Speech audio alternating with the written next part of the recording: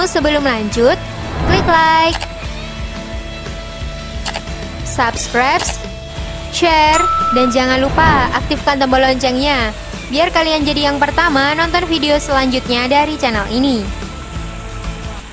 Sektor perikanan dan pertanian di Indonesia terus berkembang dengan mencoba berbagai metode untuk memperoleh hasil yang maksimal.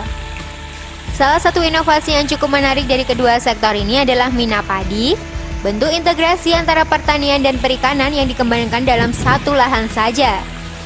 Mina Padi dapat dikatakan sangat menguntungkan para petani karena dapat meningkatkan omset hingga 3 kali lipat dari pertanian biasanya.